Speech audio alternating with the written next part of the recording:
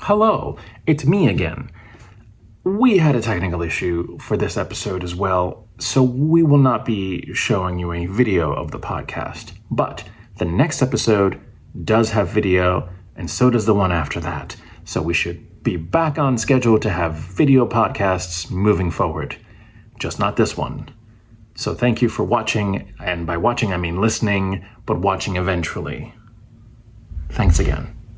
We're going to give you your moment, Shae. I have a whole thesis. I don't know that we have the time. Please don't do accents. It's really upsetting. This is my podcast. I'll do what I like. No, that was 3 accents at once.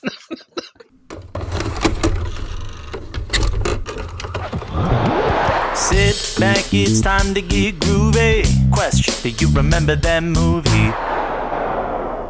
Welcome back to Remember That Movie. I am the third Alejandro Rosa on IMDb. And I'm Steve Johnston, and I am not on IMDb. And we are back with another episode and another movie. But we are not alone.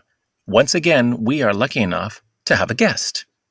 If you listened to our last episode, I posed to my incredibly fantastic wife, Shae, that since she had picked this film, that maybe she should join us on the podcast. Now, Shae has been a guest of this podcast in the pre-Steve era, before you became the co-host. So this is the first time that the three of us are together. Sorry, I just realized that would be the BS era, You wouldn't had it? to do that. We're in it now. We are in it. Our feature presentation today is the 1985 animated Disney film, The Black Cauldron. Now, we decided to do this film in honor of Shae because it is September and it is her birth month. This was a film she wanted to do, actually, right? That's what you had asked me for many, many months ago. We will get to how this movie came to be made, but before we get into all the nitty-gritty, we're going to start with our personal experience with this film, and we're going to start with Steve. So there was a gap in my Disney animation history. When I was young, my parents had several movies in the nice thick plastic clamshell cases, VHS tapes. It was the classics, Cinderella, Sleeping Beauty, Pinocchio, all the way up to Robin Hood. And then there was a gap. And I remember from stuff I've heard over the years, this was sort of the doldrum years for Disney, where their animated features took a bit of a decline in terms of their popularity, up until Little Mermaid, which brought in the Disney Renaissance. So I went back and I just looked at a list to find out how big my gap was. It turns out my gap was 2 movies. I haven't seen Fox and the Hound, and up until a few days ago, I hadn't seen The Black Cauldron, but that was it. I knew this existed. I knew it was not supposed to be very good, and that's about it. My experience with The Black Cauldron is extremely limited. I think I may have watched it in the past, but to be perfectly honest, I'm not really sure. This is one of those films that either I did watch it as a small child, or I watched clips of it in some way, which wouldn't make sense because when I was a small child, YouTube didn't exist. So let's just go with, I think I watched it because I feel like I remember not liking it. Okay. But that's it. But if I watched it, I was very young. Shae, what is your experience with The Black Cauldron, the film only? I would have had absolutely no interest in this movie if not for the fact that I had read the books as a child. I loved them a great deal. When I was at a friend's house, it was like this rainy day and she lived on a farm and there was like nothing to do outside because it was like pouring. And her mom was like, why don't you guys just watch a movie? They didn't have cable. We were looking through the movies and I saw The Black Cauldron. I was like, oh, The Black Cauldron. Oh, I know this. I know that. Let's watch this. And I was so, I'm going to say surprised. When do you think was the last time you saw this film? When I was 10. It was the only time I watched it. It was awful. She wasn't going to go back and rewatch it. Never gonna go back. Yeah. And then you watched it the other night. It's been like, what, almost 27 years since I've watched this movie. Let's talk about the books just for a second. These were written by an author named Lloyd Alexander. He was an American author, over 40 books to his credit. Between 1964 and 1968, he published The Chronicles of Prydain. 5 books, is that correct? Plus the foundling little like addendum, like little baby Silmarillion. The final book the High King, actually won the 1969 Newbery Medal for contributions to American literature for children. He also helped create the literary children's magazine Cricket. He was born in Drexel Hill, PA, which is right outside of Philadelphia. He left, went into the military, lived in France, but eventually came back to Drexel Hill, PA, and he passed away in his 80s in Drexel Hill and is buried there. He died a few weeks after his wife passed away. They had been married for 61 years. Oh. Some of my favorite authors were married for a bazillion years. I aspire. Before we get into the reactions of this film, we're going to do a summary, just so that everyone's caught up before Shae starts getting angry.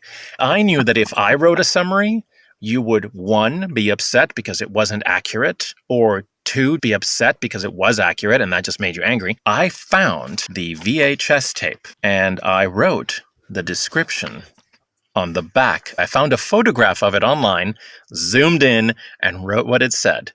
In the mystical land of Prydain, a young boy named Taran undertakes a heroic task. With a magical sword by his side, Taran must prevent the evil Horn King from unleashing the supernatural powers of a mysterious black cauldron. Helped by the beautiful princess Eilonwy, a funny and furry creature named Gurgi, and an adorable clairvoyant pig, Taran defeats his loathsome enemy and learns along the way that friendship is a powerful force.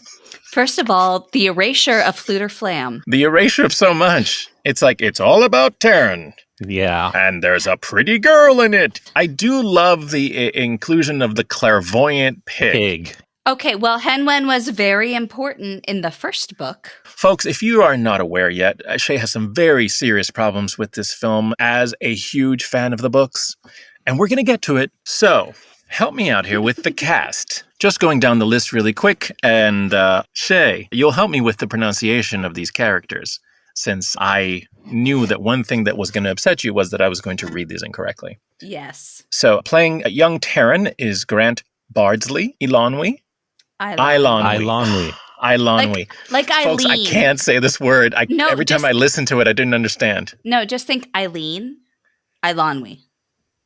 Eilonwy is played by Susan Sheridan. Freddie Jones played Dalban. King Idlewild. The King of the Fairies. Let's just say King of the Fairies.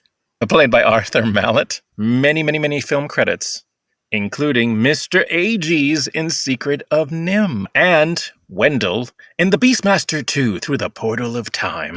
Oof, nobody watched that. No, but we mentioned it in our Beastmaster episode. Now, I also felt bad that I said that, so then I wrote down that he was also in Mary Poppins, in Hook, in The Heat of the Night, and he was also had a small part in Anastasia as well. John Byner played Gurgi. Phil Fondacaro played Creeper, which we mentioned in our last episode because he was in Willow. So we connect all of these things. It's my turn to say not the last episode, but the episode prior to that. Oh, is it? Yes. Did I do that now this time? Yes, you did. We're even. It's all good. Oh, yeah, because Willow wasn't the last episode. That's right, because we just did the third man. Oh, okay. So anytime I said the last episode, I apologize. I meant the one before that. Famous film director and actor John Huston did the narration. He is one of the names I recognized. And last but certainly not least, the name I could not spell, having a gun to my head, Flute or Flam. Flute or Flam. Did you know that More F's than you think. Flute or Flam has 2 F's and 2 D's? Played by Sir Nigel Hawthorne. BAFTA, Tony, Olivier. Winner of all 3. Nominated for an Oscar for his performance in The Madness of King George. I feel like I watched that one. I did watch that one. I didn't understand it. I was very young. I sort of remember that he was a weird performance because he was an older man who was going insane. You know what? I feel like I do know who Nigel Hawthorne is because my dad owned a number of movies that starred Nigel Hawthorne. Well, there you go. Dad owns a lot of weird movies, okay? Excellent. Very esoteric tastes. I watched Sleuth because of him. Nice. Points on the podcast. Well, I was in my Michael Caine era. Michael Caine. You're only supposed to blow the bloody doors off. See what happens? You open the door, and accents come in. I'm Sorry. fine if Steve does it. That's mean. I forgot. There's like 3 witches in it. They're not that important. I'm kidding. We have Ordu, played by Ada Marin. Billy Hayes, played Orgok. And Adele Malice Morey, played Orwen. You've missed someone. Who did I miss? The Horned King. He speaks with a most distinctive voice. Steve, who is the Horned King, our villain? Our villain is voiced by none other than John Hurt. Wasn't John Hurt in Secret of Nim? Was he the Great Owl? John Hurt, I think, was in Watership Down. I think you are absolutely right. This is only our 3rd animated film, but apparently we cannot keep them straight. One of them was about bunnies. One of them was about Mice. rats and mice. And then this one, which is about broken childhood dreams. So in case we have completely missed saying this movie came out in 1985. This is a Disney film. We're going to get into how this movie came to be, but first and foremost, let's talk about what we thought about this movie. Steve, this was your first viewing, correct? It was, yes. What did you think? Well, I went in knowing at the back of my mind that this was not supposed to be as good as some of Disney's other features. And people who say that are correct. This was not as good as Disney's other features. It had a clairvoyant pig. How could you go wrong? Well, I see Shae is like biting her fist, trying not to jump in. Part of me just wants to unleash the hounds at this point. No. She has to wait. She has to wait her turn. If we're talking about overall opinions, the first 2/3 were pretty good. It was the last third that fell apart for me because we just introduced so many characters very quickly and you wanted to know more. And then there was what was supposed to be the grand sacrifice, which I don't know whether it was because we didn't spend enough time with the character or because the last third was rushed, but the sacrifice was kind of, oh, okay. And then the undoing of the big bad guy was remarkably anticlimactic. It just wasn't particularly good. Oh, and then we end with one of my absolute favorite tropes, where the person who sacrificed themselves for the greater good is brought back to life. And so rather than this epic sacrifice, it's a epic inconvenience. Or it was all like, it's all good now. Everything's fine. Yeah. I'm going to say just my initial impression of the film was definitely like, okay, I think you're going somewhere with this. And then it was like, well, now you're going in a bunch of different weird places. And now there's a sword that we never really explain. Yeah. And that's magical. And there's a princess inside this castle that's never really explained to me. I never understood. And also why she has a little light that flies around with her. Also not really explained. And then at some point the little light goes away. And then later it comes back for no reason. And then there's a little animal that's a real scaredy cat and eventually is the one who sacrifices themselves. But the rest of the movie is not with you at all. Okay. Don't forget the bard who has a really intriguing magic harp whose strings break every time he tells a lie. And you get really invested in what happens if all of the strings break? Do they self-heal after some time? Does he carry with him a set of extra strings and he reknots them? No. He reknots them. Okay, cool. That's never explained. But that's never explained, Shae. You cannot add stuff from the book. Oh, I will be. I'm looking forward to it. So much of the story just felt disjointed and not fully explained. And it didn't feel very connected at all. And it got dark in weird moments. And then we kind of let it go real quick. And so it wasn't that dark. And there wasn't a lot of risk involved. It just felt like there was a lot of different pieces to this. And they didn't really connect very well. I could not help but flash back to our discussion on Legend, where we have this vast fantasy world that obviously some thought went into, but we, the audience, are never really introduced deeply into anything that we see, and the world as a whole seems very empty, and therefore the stakes seem remarkably low. That's right. It didn't feel like there were any high stakes in this film. Everyone was fine. Nothing was really We will unleash the power of the cauldron. And then it was like, no, it's fine. That's fine. The little dog jumped in there, and now it's all good. Now, I am curious. I think a lot of my questions will be answered if I ask this, and that is, Shae, Yes. was this movie based on one book, The Black Cauldron, or did it pull bits and pieces in from all 5 in the series? It pulled most of its story from the first book, which is called The Book of Three. I'm going to go ahead and say they thought that The Black Cauldron sounded more interesting. Mhm. So they pulled in that plot too. And there was already a lot of plot in The Book of Three because you're introducing all of these characters into this big 5-book arc, which he had planned. Then you enter in the complications of the cauldron, which you only kind of understand like the edges of the effect of the cauldron. You don't even know that it's a thing in the Book of Three beyond these are things that come from it. So the Book of Three is introducing everybody, and honestly, the big villain of the Book of Three is the Horned King. The big villain of the Black Cauldron is Aron and the Cauldron itself. And so you have 3 villains now in one movie. And too many storylines and not enough heroes because a bunch of different heroes defeat these guys, and it's definitely not Taran.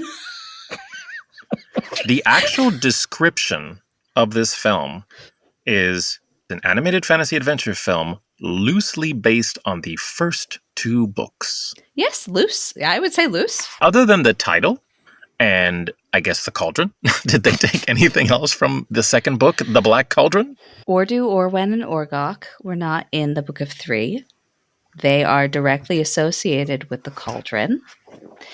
Otherwise, you skipped a lot of really actual hero characters, and Taran has nothing to do with that fucking sword because he can't draw it. He is an assistant pig keeper. He's not a prince. And the trick with that sword is you have to be noble to draw it, so it actually wounds him when he tries. You mean you don't just start waving it around and it starts glowing for no... Weirdly enough, he actually had to give it to this warrior guy who rescued them, who is actually a prince, who continued to rescue them through that first book. In which book does Creeper make an appearance? Creeper's not a character. Creeper doesn't exist. At all? Not like a thing. in the so like third book? Unless I'm really forgetting someone from like the 5th book. No. Creeper's not a character. What about Gorgie? Gurgi is a character. Gurgi. Gurgi is introduced in the Book of Three. Gurgi does not throw himself into the cauldron. There's a whole thing there where there are other characters who exist for that purpose, who don't come back to life afterwards because that negates the sacrifice. Right. And also I have a whole thing about Ordu, Orwen, and Orgok and the ownership of the cauldron. Well, we know nothing, so by all means, what is missing here with our 3 witches? Ordu, Orwen, and Orgok are the representations of the 3 fates. They are neutral. You discover in the Black Cauldron book, they raised Dalbin. They found him when he was like a toddler. Like he just like showed up. And so they raised him. And he's our sorcerer. Yes, and the only reason why they don't turn Taran and Eilonwy and Gurgi and Flutterflam into frogs, which is what they threatened to do, is because Taran says he is Taran of Caer Dalbin. And they went, oh, little Dalbin, we love him so much. And they think he's adorable, and they still think he's a baby. Because they're like a bazillion years old. And Dalbin is like 300-something years old. So a baby to them. The fun thing about the 3 fates is that they switch between each other. So Orgok is not always Orgok, and Orwen is not always Orwen, and Ordu is not always Ordu. They kind of switch around between each other. That's never really explained, but it lends this air of godlikeness to them. The second thing about them is that they're not crones. They are these absolutely beautiful sorceresses. They put on this persona of crones to trick people and to disguise themselves and their true powers. More about them is way later. Now, you have a personal history with these fates, is that not correct?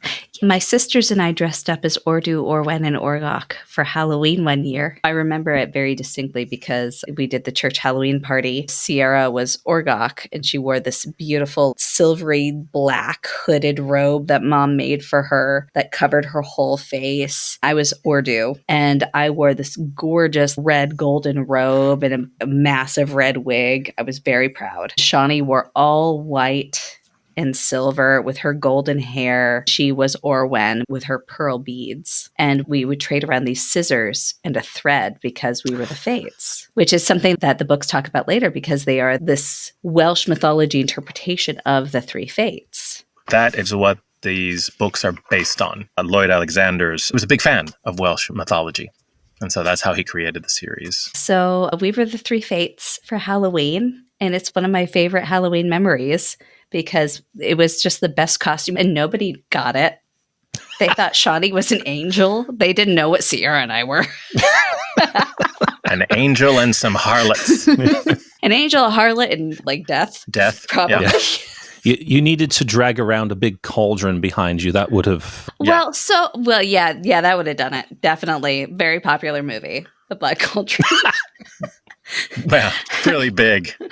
In the late 90s. And the way we interpreted them, and by we, I mean Sierra and I, we interpreted them as past, present, and future. Past being the youngest, the past is fresh and pretty and lovely in your mind, and present is very vivid, and then the future is very murky.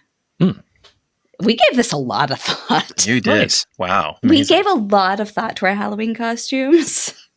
Shae, I've hinted to you leading up to this episode that I had some facts that may not justify your rage. It might make a little bit more sense. This was directed by Ted Berman and Richard Rich after they had directed The Fox and the Hound. The idea was this: Disney wanted to make a film that would appeal to teenagers. Because at that time, teenagers were the biggest group of people going to the movie theaters. So they wanted to capitalize on this. And you know how good it is anytime a studio decides, we're going to get the kids onto this.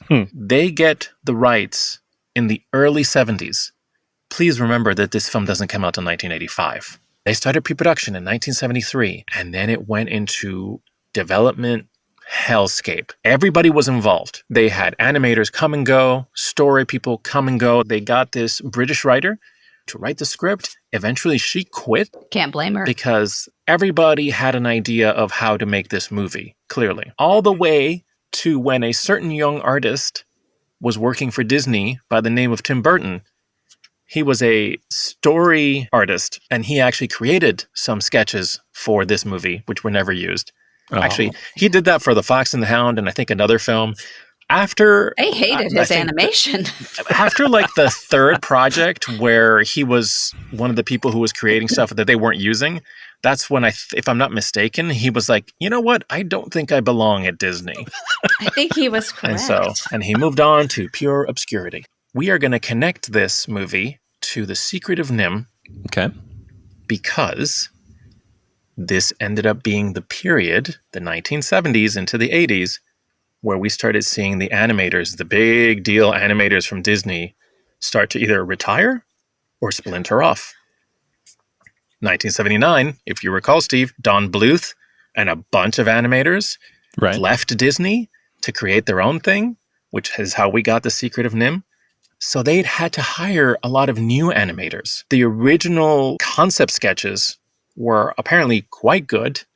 They looked at them and realized that their animators didn't have the skills to do that. So they kept changing what this was going to be. At some point, they realized that they were alienating the little kids because now the little kids were too scared of the film, which we'll talk about in a second. And so all I'm trying to say is this was a chaotic... kids. Correct. You can't please everybody. People came and went. And every time they would finish an animation gig like the Fox and the Hound people, then they came over and started working on this. They had an original art director. That person got moved out and everybody kept swapping about who was doing what. The actual production started in 1980. By the time they got to whenever they really started production, and this is when you'll get upset, Shae, they decided they wanted it to look like Sleeping Beauty. I knew it. I called it. I told you it looked like Sleeping Beauty. Including having our leading lady look like Aurora. I told you that is actually Sleeping Beauty. Here's how much that is actually Sleeping Beauty, Shae. They went as far as getting the retired animator Milt Kahl to come out of retirement to help create the character designs. And what was one of the things that he made? Sleeping Beauty. I told you when we watched it that Eilonwy was Sleeping Beauty. Absolutely. Rosemary Ann Sisson was an experienced British screenwriter, and she eventually quit. My guess is she was like, this is a mess, and you're changing the book, and whatever. Yep. Maybe that's what she said, but with a British accent. Rosemary, respect. But then it gets even worse. Oh, God. Because, well, before they released it, they decided to have a test screening. The small children are upset about the Cauldron-born scene. They're terrified by it. Yeah. Studio chairman Jeffrey Katzenberg says, we need to cut a bunch of this. We need to make some of this go away. They didn't want to alienate the small children, right? That's where their money typically is. When the producer Joel Hale objected and said, no, this is too much. It would require too much. Katzenberg took the film into an editing bay and started editing it himself. This was told to the recent CEO, Michael Eisner, who went and had to talk to Katzenberg and pretty much say, stop. But Katzenberg still demanded that they make edits to the film, which made the film get delayed by like half a year. Oh. Before I tell you how it did, I just wanted to point out, because we always like to talk about music, Elmer Bernstein. No relation to Leonard. I didn't think so. However, they were friends. Third cousin. That's awesome. No. Do we know his music from anything else? That name rings a bell. He has composed over 100 film scores. He won an Oscar for Thoroughly Modern Millie. I think we've mentioned him in the podcast before. Hey, Shae, you remember Haley Mills? Yes, of course. She was actually at one point being considered for Eilonwy. Eilonwy?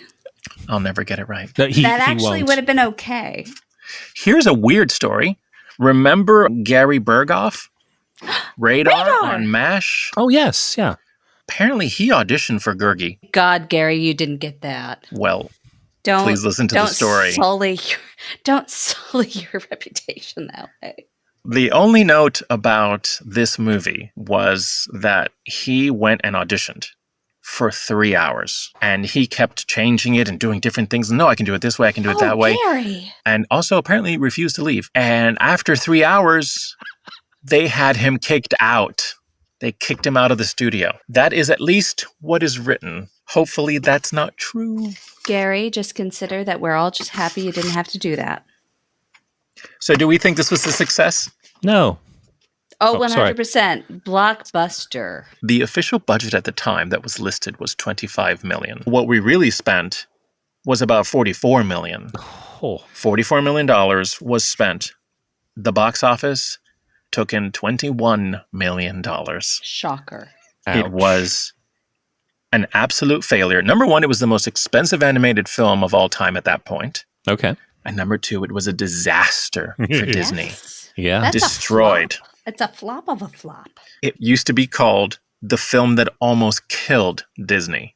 Yes, that makes sense. If you want to just twist the knife a little more, Back to the Future came out almost at the same time and just slapped it around, right? Man, that's going to get kids and adults. And it did. Kids, you mean what they were trying to do with Black Cauldron? Kids, teens, adults, like everybody. Damn. That's right. That's where the teenagers went. That's a family film. Here's something just to twist the knife even harder. Jeez. There was a small Canadian animation studio who put out an animated movie. They spent $2 million. Oh, no. That movie went on to make $20 to $30 million. And that was the Care Bears movie. Oh. The Care Bears movie was more successful than the Black Cauldron. I think I might have watched the movie at one point. I know I watched the movie. Yeah, I think I watched it too, yeah. Had some really good musical numbers, if I recall correctly. I think there was a TV series when I was a kid. Mm-hmm. Yes, there was. Yeah. Reviews were mixed on this film, which should not shock you. What? The music was praised. And I do think the music is good. This was the first film that actually used CGI in Disney. It was this and Mouse Detective. Great Mouse Detective, yeah. I Great Mouse love the Detective, Great yeah. Mouse Detective. This one also uses CGI, just a little bit. Yeah, Okay. but the Great Mouse Detective is better. Are you ready for this, Steve? This one, I thought about you specifically. Oh, yes. A rip-roaring tale of swords and sorcery, evil and revenge, magic, pluck, and luck. 3.5 out of 4 stars by Roger Ebert. Why? Wow. I think this is hilarious because we often quote Roger Ebert, and he's usually ripping apart whatever movie we just watched. He enjoyed it thoroughly. Do you know who was dismayed by this film? Siskel? Everyone. Jeffrey Katzenberg, the chair of Disney. Wait. The guy who took it and sequestered himself in the editing booth in an attempt to make something out of it was disappointed But you will appreciate why he was upset. because he didn't get to do it himself. He said, see if this is true, Shae. The film lacked the humor, the pathos, and the fantasy that had been so strong in Lloyd Alexander's work. All completely accurate. I just reread The Black Cauldron to prepare myself because I wanted to remind myself of why I had questions about this when I was 10. I was 10. I was not a particularly critical audience. Let's be real here. I was also really bored. I just remember watching and going, wait, no, that's not how it goes. Why are you mixing all of this all together? And also, that doesn't happen. And Eilonwy is not even remotely interesting here. Oh, she was such a disappointment because she started off so well and then she met the guy and just things went downhill from there. So to give you some background on Eilonwy and why she is so disappointing in this, they meet her in the Book of Three.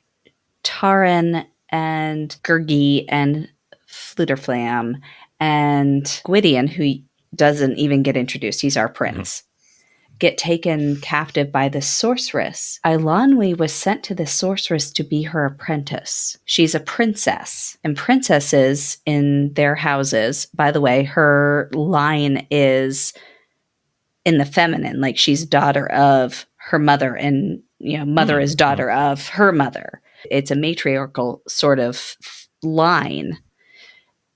She was sent to learn sorcery.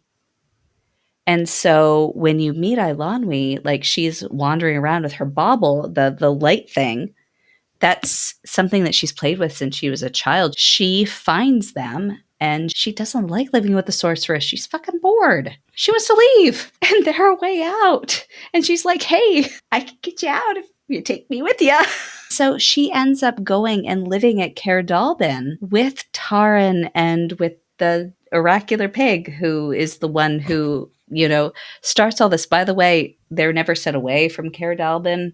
Henwen she is an oracular pig. Did it upset you that her name wasn't Herween?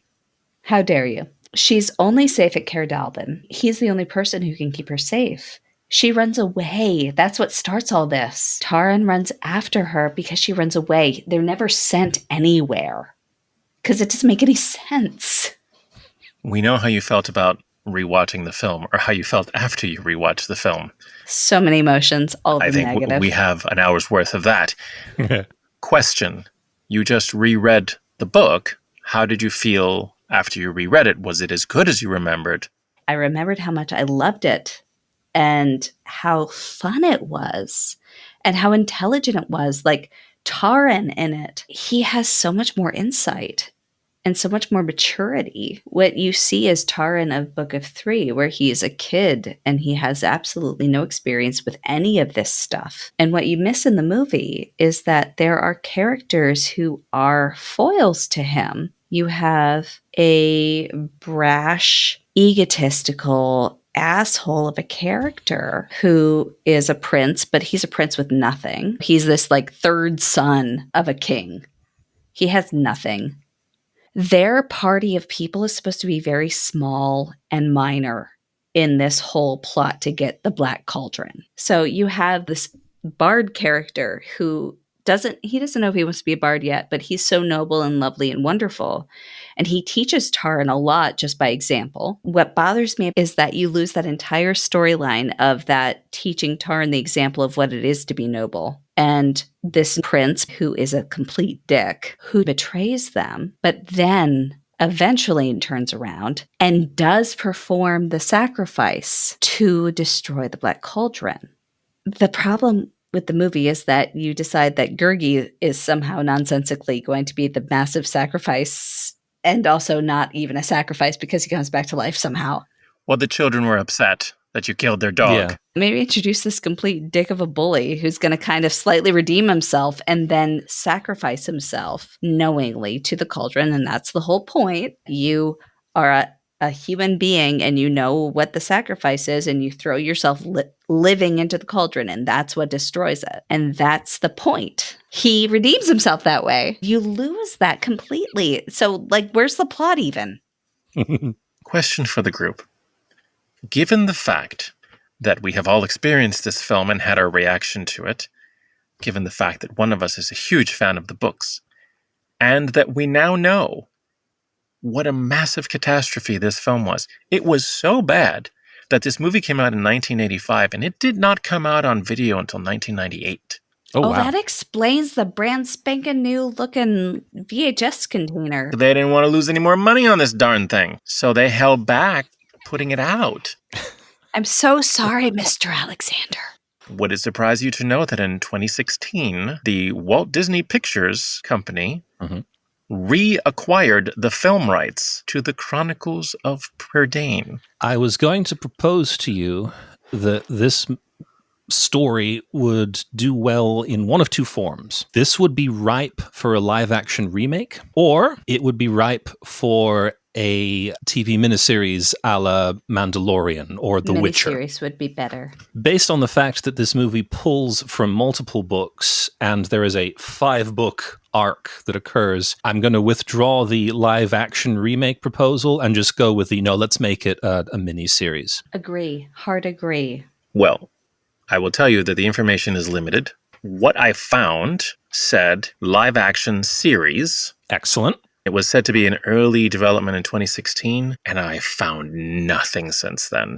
What was written about it was interesting because they were like, now that Disney actually does do adult content, you could actually do this for real. You could do a serious Chronicles of Prydain with adult themes and not catering to children and just go full on, let's just Game of Thrones this. I wouldn't do, by the way, because that actually would be not within the spirit of the books. I know that the instinct with something like this would be to go much more graphic and more adult and more Star Wars, more Lord of the Rings. And I would argue with that because having read them as a child, and I was a child when I read them for the first time, I think it was 8. And I recognize that at the time I was reading things that were, different from what 8-year-olds read. But at the same time, I could understand them very easily. And reading back through the Black Cauldron, I feel very confident that I could happily read that to my 8-year-old and not feel like I would have to edit it. There was one person we haven't talked about as far as his reaction to this film. I hope Lloyd Alexander had a problem with it. You know what? Lloyd Alexander was much nicer than we were. Oh, he's so nice. True Pennsylvanian. He said there is no resemblance between the book and the movie. He is or books. Correct.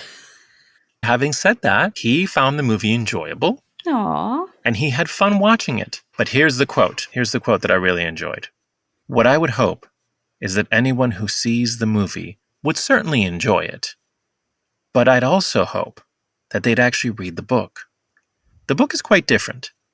It's a very powerful, very moving story, and I think people would find a lot more depth in the book. And I can tell you right now, as a young woman, as a kid reading those books, if I just watched the movie, Eilonwy would not have been any influence on me at all. Mm-hmm. Reading the books, Eilonwy was a massive influence on me. Shae, thank you so much for joining us and telling your stories and teaching us about the Chronicles of Prydain, which we knew nothing about going into it. And you'll still know less than you should. Agreed. Read them. Seriously, they're really good. Steve. Sir. The mighty baton is passed back to you. What is our next movie? I have the baton in front of me, but something is strange about it, Alejandro. I'm seeing some words appearing upon it. It says, Sean Keenan and Lost Boys. Does that make any sense to you? I think we are going to have yet another guest on our show. Thank you so much for watching or listening. Please like and subscribe, and stay tuned for our next episode, where we go back to The Lost Boys. Sit back, it's time to get groovy. Question, do you remember that movie?